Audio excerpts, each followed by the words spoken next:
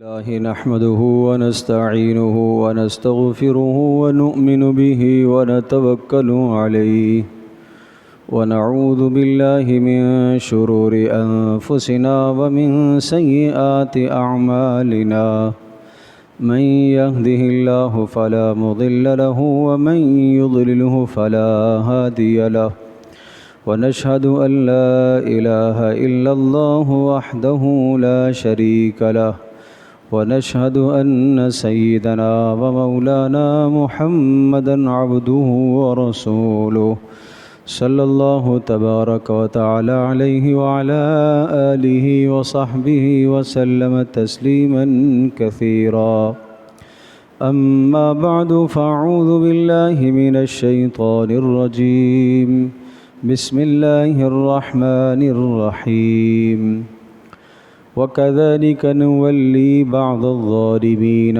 بعضا بما كانوا يكسبون وقال الله عز وجل قل هو القادر على أن يبعث عليكم عذابا من فوقكم أو من تحت أرجلكم أو يلبسكم شيعا ويذيق بعضكم بأس بعض انظر كيف نصرف الآيات لعلهم يفقهون وقال الله عز وجل ومن أظلم ممن ذكر بآيات ربه فأعرض عنها ونسي ما قدمت يداه وقال الله عز وجل ومن أظلم ممن ذكر بآيات ربه ثم أعرض عنها إنا من المجرمين منتقمون وقال الله عز وجل ولنذيقنهم من العذاب الأدنى دون العذاب الأكبر لعلهم يرجعون وقال الله عز وجل ظهر الفساد في البر والبحر بما كسبت أيدي الناس ليذيقهم بعض الذي عملوا لعلهم يرجعون صدق الله مولانا العظيم رب اشرح لي صدري ويسر لي أمري واحلل عقدة من لساني يفقهوا قولي اللهم صل على محمد وعلى آل محمد كما صليت على إبراهيم وعلى آل إبراهيم إنك حميد مجيد اللهم بارك على محمد وعلى آل محمد كما باركت على إبراهيم وعلى آل إبراهيم إنك حميد مجيد گرامی قدر حاضرین و سامعین، اللہ جل جلالہ نے انسانوں کی رہنمائی اور ہدایت کے لیے قرآن مجید کو نازل فرمایا ہے۔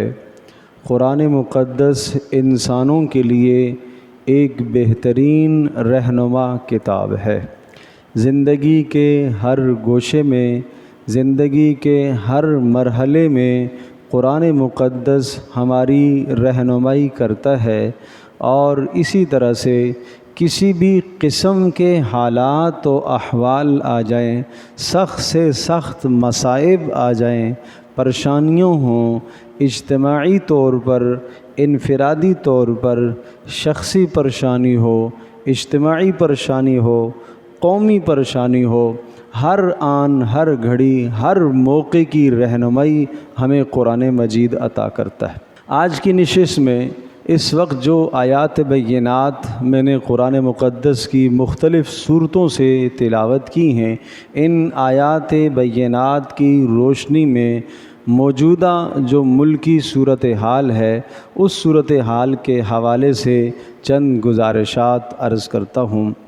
اس وقت جو صورتحال چل رہی ہے، ہر آدمی اس بات کو جانتا ہے کہ ملک سیاسی طور پر بھی اور معاشی طور پر بھی بہت زیادہ خلفشار میں مبتلا ہے، اور اندرونی بھی اور بیرونی بھی ہر قسم کی پریشانیوں میں، انفرادی بھی، اجتماعی بھی، شخصیتیں بھی، قومیں بھی، افراد بھی، سب کے سب مبتلا ہیں پریشانیوں میں، غموں میں، باہمی دست و گریبان ہیں، اور باہمی ایک دوسرے کے ساتھ نفرتیں اور عداوتوں کا برتاؤ ہے۔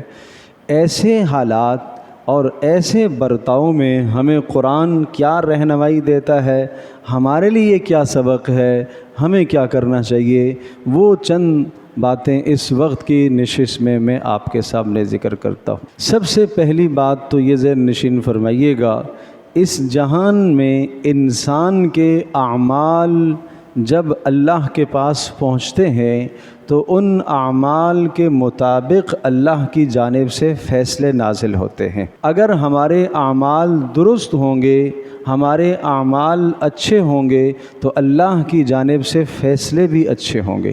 ان آیات سے پہلے میں ایک حدیث سناتا ہوں، اور اس حدیث کی روشنی میں آپ اس وقت کے حالات کو دیکھیے، اور ایسا لگ رہا ہے جیسا کہ پیارے پیغمبر صلی اللہ تعالیٰ علیہ وسلم نے ٹھیک آج کے دن کے متعلق ہمیں رہنمائی دی ہے۔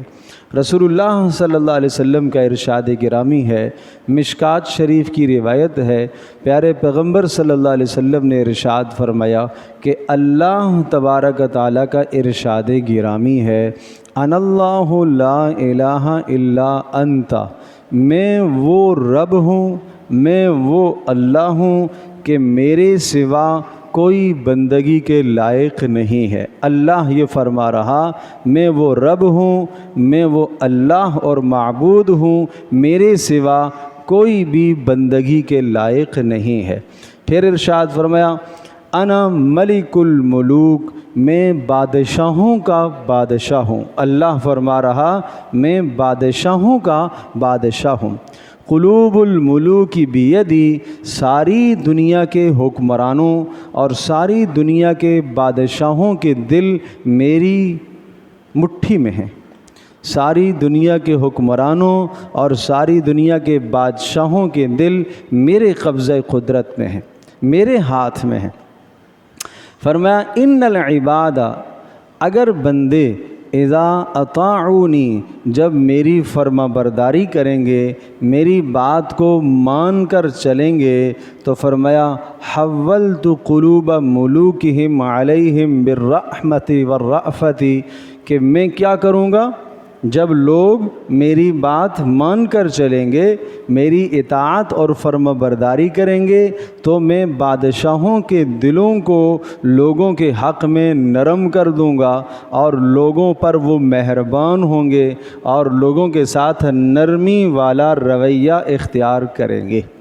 اور پھر فرمایا، وَإِنْهُمْ عَصَوْنِي، اگر لوگ میری نافرمانی کریں گے، اللہ فرما رہا کہ اگر لوگ میری نافرمانی کریں گے تو حولت قلوب ملوکہم علیہم بالنقمۃ والسخطۃ، تو میں کیا سزا دوں گا، میں بادشاہوں کے دلوں کو ان کی طرف سے رحمت کے دلوں کو پھیر دوں گا، اور میں ان کے دلوں میں غصہ اور غضب ڈال دوں گا، باہمی اختلافات میں مبتلا کر دوں گا، جس کے نتیجے میں لوگوں پر ظلم ہوگا، جس کے نتیجے میں عوام الناس پریشانیوں اور مصائب میں گر جائے گی۔ فرمایا، جب تم ایسے حالات دیکھو، اس قسم کے حالات جب پاؤ کہ ظلم اور زیادتی کا دور چل رہا ہو، عدل و انصاف کا فقدان ہو، اللہ کی جانب سے رحمتوں کے دروازے بند ہو جائیں، تو پھر ارشاد فرمایا، فلا تشتغلوا انفسکم بالدعاء علیہم، تم بادشاہوں کو برا بلا کہنے میں اور بادشاہوں کے خلاف بد دعا کرنے میں اپنے آپ کو مشغول نہ کرنا، تم سب کے سب میری طرف آ جانا، تم سب کے سب میری طرف تضرع کرنا، عاجزی کرنا، میری اطاعت کرنا، میری فرما برداری کرنا، میں حالات کو درست کر دوں گا۔ تو پتہ یہ چلا کہ جب ہمارے اعمال درست ہوں گے تو حالات درست ہوں گے۔ اب میں یہ کہوں کہ میرے ایک عمل سے کیا ہوتا ہے، بھائی میرے ایک عمل سے بھی کائنات پر اثر پڑتا ہے، صرف ایک آدمی کے عمل سے بھی کائنات پر اثر پڑتا ہے۔ اس لیے کہ حدیث پاک میں آتا ہے کہ جب اس دھرتی پر اللہ اللہ کہنے والا ایک فرد بھی ہوگا، اللہ پاک قیامت کو قائم نہیں کرے گا۔ تو یہ کائنات کا نظام درست چلتا رہے گا ایک فرد کی برکت سے بھی۔ تو پتہ یہ چلا کہ ایک آدمی کی زبان سے نکلے ہوئے جملے کا اثر پوری کائنات پر پڑتا ہے۔ آدمی کہے میرے سے کیا ہوتا ہے، میرے بس میں کیا ہے؟ میرے عزیز دوستوں اور بزرگوں، ہمارے بس میں جو ہے ہم وہ تو کریں۔ آج ہر آدمی دوسرے سے تو مطالبہ کر رہا ہے، لیکن میرے ذمے جو فرض ہے، میرے ذمے جو حقوق ہیں، میں ان کو ادا کر رہا ہوں کہ نہیں کر رہا ہوں؟ تو اس حدیث پاک میں صاف صاف یہ سمجھایا گیا کہ حالات جب آئیں گے تو ان حالات میں تم نے میری طرف رجوع کرنا ہے، تضرع کرنا ہے۔ اب آیات جو میں نے پڑھی ہیں، ان آیات کا ترجمہ میں ایک ایک کر کے کرتا ہوں۔ سورۃ الانعام میں ارشاد فرمایا وَكَذَلِكَ نُوَلِّي بَعْضَ الظَّالِمِينَ بَعْضًا بِمَا كَانُوا يَكْسِبُونَ، ہم ظالموں کو ظالموں پر مسلط کر دیں گے۔ کیوں کریں گے؟ بِمَا كَانُوا يَكْسِبُونَ، گناہوں کی وجہ سے۔ اور فرمایا قُلْ هُوَ الْقَادِرُ عَلَىٰ أَن يَبْعَثَ عَلَيْكُمْ عَذَابًا مِّن فَوْقِكُمْ أَوْ مِن تَحْتِ أَرْجُلِكُمْ أَوْ يَلْبِسَكُمْ شِيَعًا وَيُذِيقَ بَعْضَكُمْ بَأْسَ بَعْضٍ۔ اے نبی جی آپ اعلان فرما دیجئے وہ اللہ تبارک و تعالیٰ اس بات پر قدرت رکھتا ہے۔ کس بات پر قدرت رکھتا ہے؟ اوپر سے عذاب لائے تمہارے لیے، نیچے سے عذاب پیدا کر دے۔ اوپر سے عذاب وقت پر بارشوں کا نہ ہونا، نیچے سے عذاب زلزلوں کا برپا ہونا، اوپر سے عذاب قحط سالی ہے، نیچے سے عذاب زمین غلہ نہ اگائے، اور اوپر سے عذاب حکمرانوں کا ظلم ہے، اور نیچے سے عذاب ماتحتوں کا خیانت کرنے والا ہو جانا ہے۔ اس سے مراد ضروری نہیں ہے ایک آدمی کسی بھی جگہ پر کام کر رہا ہے تو اس کے اوپر جو ہے وہ اس پر ظلم کرے گا، اس کے نیچے جو ہے وہ اس کے ساتھ خیانت کرے گا، بددیانتی کرے گا۔ تو یہ اوپر سے اور نیچے سے عذاب کی دونوں شکلیں، یہ دونوں حالات یہ عذاب کی شکلیں۔ اور کیا ارشاد فرمایا او یلبسکم شیعا ویذیق بعضکم باس بعض، اور اللہ اس بات پر بھی قدرت رکھتا ہے کہ عذاب کی یہ شکل پیدا کرے کہ تمہیں باہمی اختلافات میں مبتلا کر دے اور تم ٹکڑے ٹکڑے ہو جاؤ، تمہاری طاقتیں منتشر ہو کے رہ جائے، تمہاری قوتیں بکھر کر رہ جائیں، عزت داروں کی عزت کی پاسداری کوئی نہ کرے، ذلت والے لوگوں کو حقیر اور ذلیل لوگوں کو اوپر لایا جائے، اور عزیز اور عزت مند لوگوں کو ذلت کا سامنا کرنا پڑے۔ یہ کیا ہے؟ یہ عذاب کی شکل ہے۔ اور پھر فرمایا انظر کیف نصرف الآیات لعلہم یفقہون، اے نبی کس طرح سے ہم کھول کھول کر بیان کرتے ہیں تاکہ یہ سمجھیں تو صحیح، یہ سمجھیں کہ اس جہان میں جو عذابات آتے ہیں، جو حالات پیدا ہوتے ہیں، وہ انسانوں کے اعمال کا نتیجہ ہیں۔ اور پھر اللہ کی جانب سے ایک مرتبہ نہیں، دو مرتبہ نہیں، تین مرتبہ نہیں، سینکڑوں مرتبہ اللہ کی جانب سے تنبیہات ہوتی ہیں۔ سورہ الف لام میم سجدہ میں ارشاد فرمایا وَمَنْ أَظْلَمُ مِمَّنْ ذُكِّرَ بِآيَاتِ رَبِّهِ ثُمَّ أَعْرَضَ عَنْهَا، بلکہ اس سے پہلے وَلَنُذِيقَنَّهُم مِّنَ الْعَذَابِ الْأَدْنَىٰ دُونَ الْعَذَابِ الْأَكْبَرِ لَعَلَّهُمْ يَرْجِعُونَ، ان انسانوں کو ان کی نافرمانی پر ہم سزا دیں گے، بڑی سزا آخرت میں، لیکن اس دنیا میں اللہ کی مہربانی ہے، ایمان والوں پر اللہ کی مہربانی ہے اس دنیا میں کہ ہم کچھ چھوٹے چھوٹے عذابات لے کر آتے، اور ان عذابوں کے ذریعے سے اس انسان کو تنبیہ کرنا مقصد ہوتا ہے، سمجھانا مقصد۔ جیسے ایک باپ اپنے بیٹے کو مارتا ہے، اگر ماں اپنے بیٹے کو کوئی سزا دیتی ہے تو وہ سزا اس طور پر نہیں ہوتی کہ باپ کو اور ماں کو اپنی اولاد سے شدید ترین نفرت ہو گئی ہے، جیسے دشمن کو سزا دی جاتی ہے، انتقام لیا جاتا ہے، نہیں، باپ کا مارنا تربیت کے لیے، ماں کا سزا دینا تربیت کے لیے ہے، ماں کا ڈانٹ ڈپٹ کرنا تربیت کے لیے ہے، باپ کی ڈانٹ ڈپٹ تربیت کے لیے ہے، تاکہ یہ بچہ اس برائی سے بچ جائے اللہ تبارک تعالیٰ ماں سے اور باپ سے بھی زیادہ انسان سے پیار کرنے والا، مسلمان سے پیار کرنے والا، وہ یہ کہہ رہا ہے میں اس دنیا میں عذابوں کو تمہارے لیے لے کر آتا ہوں، چھوٹے چھوٹے عذابوں کو، چھوٹی چھوٹی سزاؤں کو، لعلہم یرجعون، تاکہ تم پلٹ کر ہماری طرف آ جاؤ، تاکہ یہ اللہ کی طرف آ جائیں۔ جیسے ماں سزا دیتی ہے، باپ سزا دیتا ہے بیٹے کو اس لیے تاکہ بیٹا فرما بردار بن جائے، تاکہ یہ کسی بڑے جرم میں مبتلا نہ ہو، اسی طرح سے اللہ چھوٹی چھوٹی سزائیں لاتا ہے اس لیے تاکہ یہ اللہ کے بندے اللہ کی طرف رجوع کر لیں اور آخرت کے ہمیشہ ہمیشہ والے عذاب سے بچ جائیں۔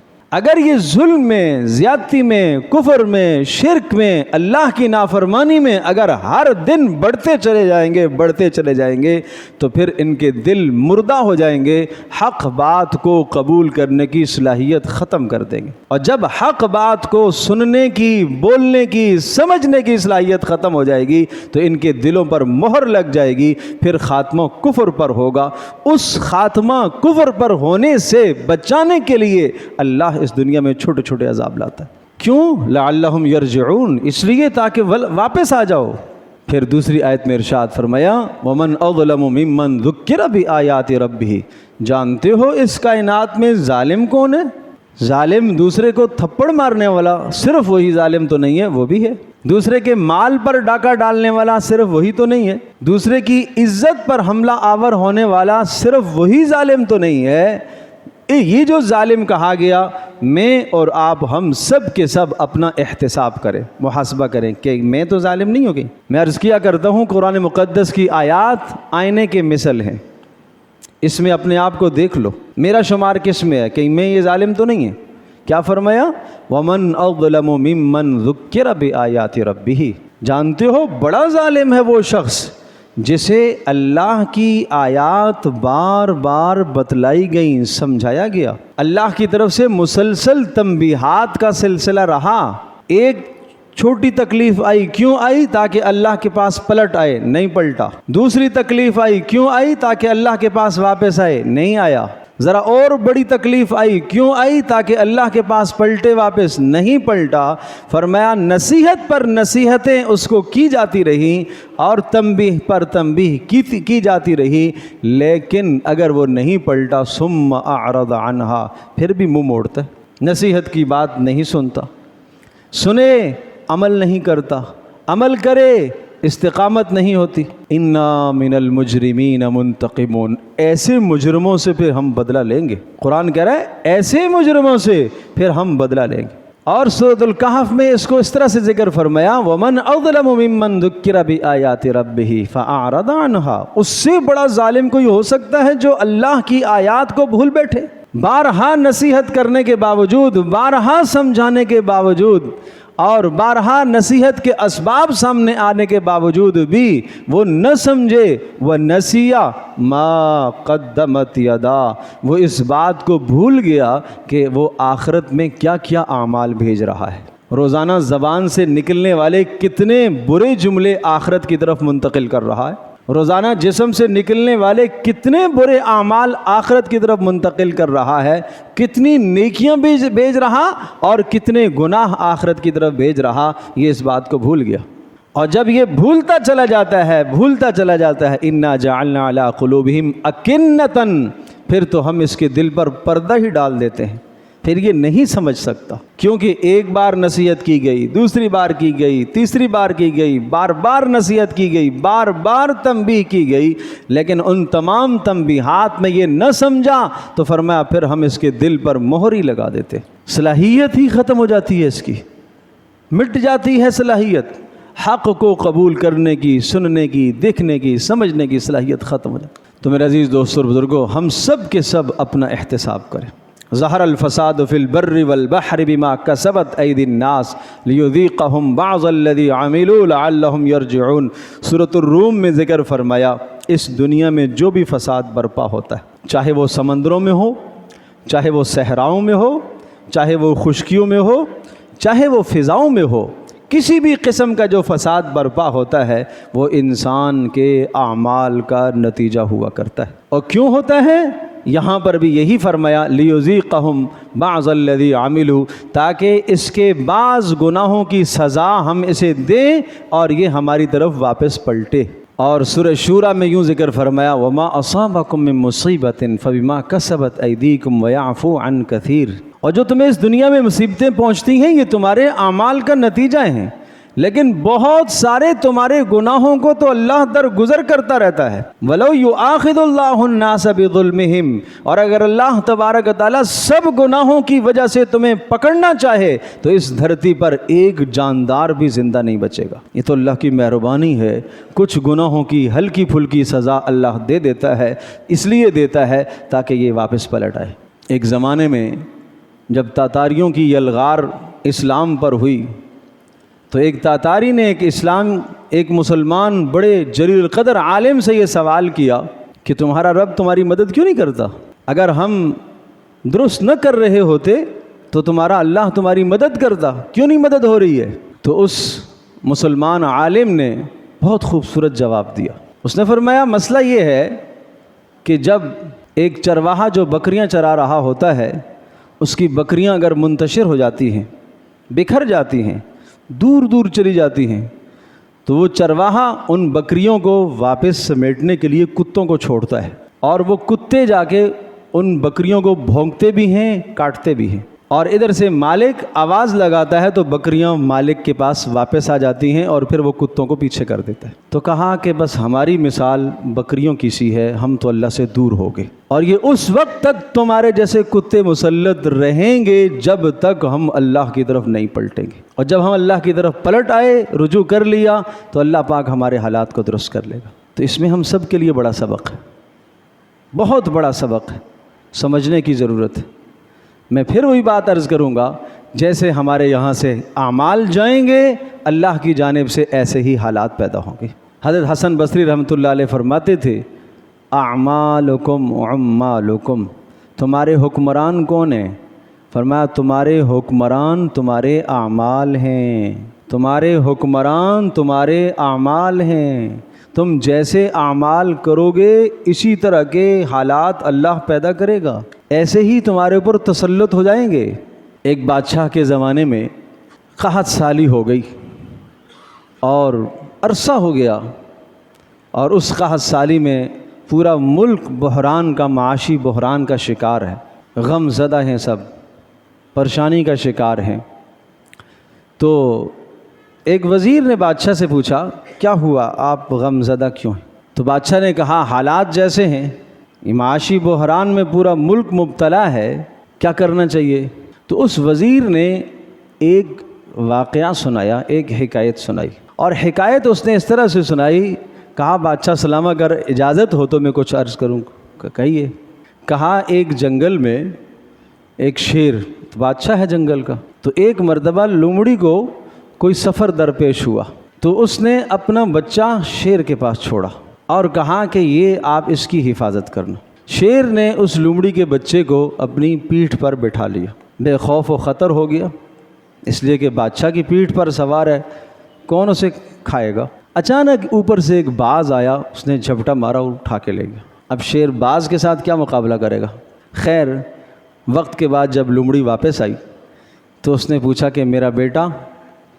تو بادشاہ یعنی جنگل کے شیر نے کہا کہ لومڑی بھی مسئلہ یہ ہے، مصیبت اگر نیچے کی ہوتی تو میں نمٹ لیتا، مصیبت اوپر سے آئی تھی، اس کا مقابلہ میں نہیں کر سکتا۔ تو وزیر نے بادشاہ سے کہا بادشاہ سلامت، اگر مصیبت نیچے کی ہوتی تو آپ خوب تدبیر کر لیتے، یہ مصیبت اوپر سے آئی ہے، لہٰذا اس اوپر والے کو راضی کیا جائے، بس اس اللہ کو راضی کیا جائے۔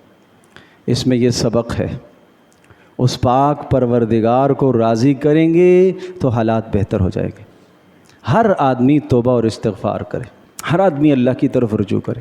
اس وقت کی سب سے بڑی اور پہلی ضرورت ہے اپنے اعمال کا درست کرنا۔ حکمرانوں کی اصلاح بعد میں، ملک کی اصلاح بعد میں، معیشت کی اصلاح بعد میں، سب سے پہلے میں اپنی اصلاح کروں۔ اپنی ذات سے شروع کرو بھائی، دوسرے سے اصلاح کا آغاز نہیں ہوا کرتا، اپنی ذات سے۔ جو جھوٹ ہیں ہم ترک کر دیں، جو زندگی میں خیانتیں ہیں چھوڑ دیں، جو زندگی میں گناہیں ترک کر دیں، جو زندگی میں بے اعتدالیاں ہیں چھوڑ دیں، ان کو اللہ کی طرف پلٹ آئے، فرائض جو چھوڑے ہیں اللہ سے معافی مانگیں، حرام کا ارتکاب جو ہوا ہے اللہ سے معافی مانگیں، جو فرائض رہ گئے ہیں ان کا ازالہ کرے، انہیں پورا کرے، جو حرام کام ہو گئے ہیں اللہ سے معافی مانگے، توبہ کرے، جو لوگوں کے حقوق کسی نے پامال کیے ہیں وہ حقوق ادا کرنے کی کوشش کرے۔ تو سب سے اول فریضہ ہر شخص کا اس وقت یہ ہے اپنی ذات کو مقدم کرے، اپنی ذات سے آغاز کرے۔ نمبر 2، دوسری بات یہ ہے کہ ملک کے اندر ہونے والے جو حالات، سیاسی جماعتیں، سیاسی پارٹیاں، سیاسی قائدین، جس شخص کا جس پارٹی سے تعلق ہے، جس کا جس جماعت سے تعلق ہے، اسلام ہمیں کیا تعلیم دیتا ہے، وہ چیز کسی بھی سیاسی پارٹی کا منشور اگر اسلام کے خلاف نہیں ہے اور ملک پاکستان کے آئین کے خلاف نہیں ہے، اور آپ اپنی 100% دیانتداری کے ساتھ یہ دونوں باتیں سمجھتے ہیں کہ اس کا منشور آئین پاکستان کے خلاف بھی نہیں ہے، اسلامی تعلیمات کے خلاف بھی نہیں ہے، تو ٹھیک ہے، اس کا ساتھ دیں۔ یہ آپ کی دیانت ہے، آپ کی امانتداری ہے، قیامت کے دن پوچھا جائے گا۔ اور حدیث پاک میں یوں آتا ہے، من مشى مع ظالم ليقويه وهو يعلم انه ظالم فقد خرج عن ربقة الاسلام۔ جو شخص کسی ظالم کی حمایت کرتا ہے اور ظالم کا ساتھ دیتا ہے اور اسے معلوم ہے یہ ظالم ہے، پھر بھی ظالم کا ساتھ دیتا ہے، اس نے اسلام کی عزت اور اسلام کا پٹا اور اسلام کا ہار اپنی گردن سے نکال کر پھینک دیا۔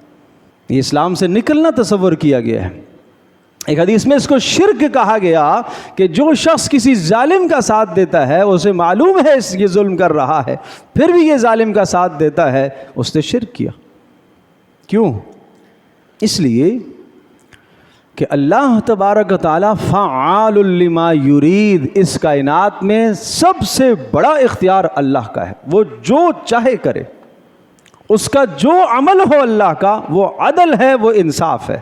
تو کوئی آدمی اپنے کسی لیڈر اور اپنے کسی قائد کی حمایت میں باوجود یہ کہ وہ ظلم ہے پھر بھی اگر یہ درست کر رہا ہے تو خدائی اختیار اس کو دے رہا ہے، اس لیے اس کو شرک کہا گیا، اس کو شرک کہا گیا۔ تو اس لیے ہماری ذمہ داری اس جگہ پر یہ بنتی ہے کہ آپ دیکھیں، اور سورۃ النساء اور سورۃ المائدہ کی 2 آیتیں بڑی خوبصورت رہنمائی کر رہی ہیں ایسے حالات میں۔ یا ایھا الذین آمنوا کونوا قوامین بالقسط شہداء للہ ولو علی انفسکم۔ 2 چیزیں انسان کو عدل کی بات، انصاف کی بات، سچائی کی بات نہیں کہنے دیتی۔ میری بات کو غور سے سنیے گا۔